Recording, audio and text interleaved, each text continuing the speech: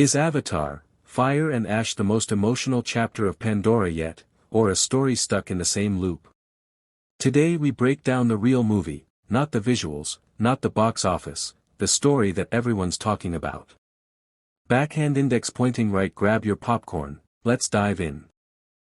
Avatar, Fire and Ash picks up right after The Way of Water, a world still reeling from loss, guilt, and unfinished battles. Here, the Sully family isn't just fighting armies, they're fighting pain itself. The film throws you straight into emotional chaos. Jake Sully, Neytiri, and their kids are trying to recover from the tragic death of their son Neytiri. This loss changes everything.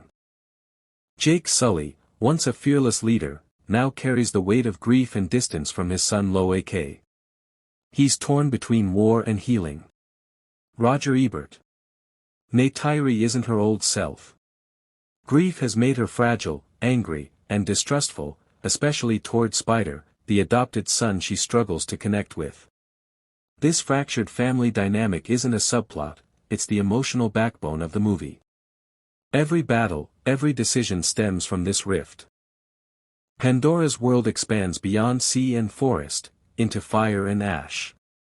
Enter the Ash people, also known as the Manquan clan, a volatile new Nausicaa tribe shaped by volcanic destruction and rage, led by the fierce Varang. Varang isn't just a new enemy, she challenges Pandora's spiritual core. Her people don't revere Iwa like other Nausicaa. They've been abandoned by the forces that once protected them, and now they fight with brutal purpose.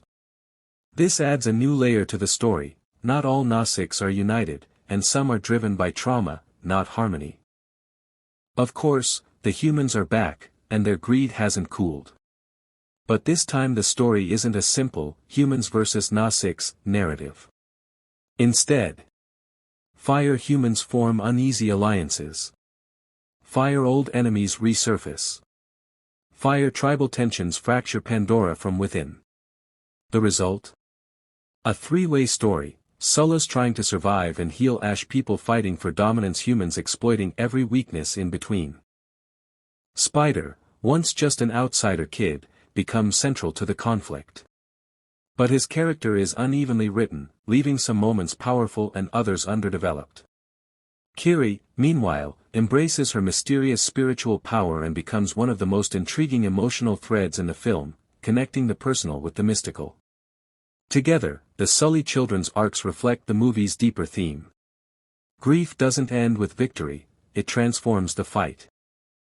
Without spoiling key moments, the finale pushes our heroes to their limits. Battles rage, alliances shift, and long-standing tensions explode into near-epic war. But unlike a simple win-slash-lose ending, Fire and Ash focuses on healing over triumph.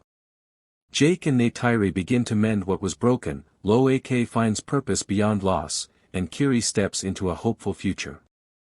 But many threads remain open, especially human corporate power and Varang's fate, hinting at sequels to come. So what is the story really about? Small blue diamond, grief and family reconciliation, louder than lasers or flying creatures. Small blue diamond, moral ambiguity, not all tribes are pure, not all humans are evil. Small blue diamond, survival versus spiritual meaning, a theme that pushes the narrative beyond good versus evil. Ultimately, Fire and Ash isn't just a visual spectacle, it's a meditation on pain, identity, and what it takes to rebuild after loss. If you loved the story, tell me which character's journey hit you hardest in the comments.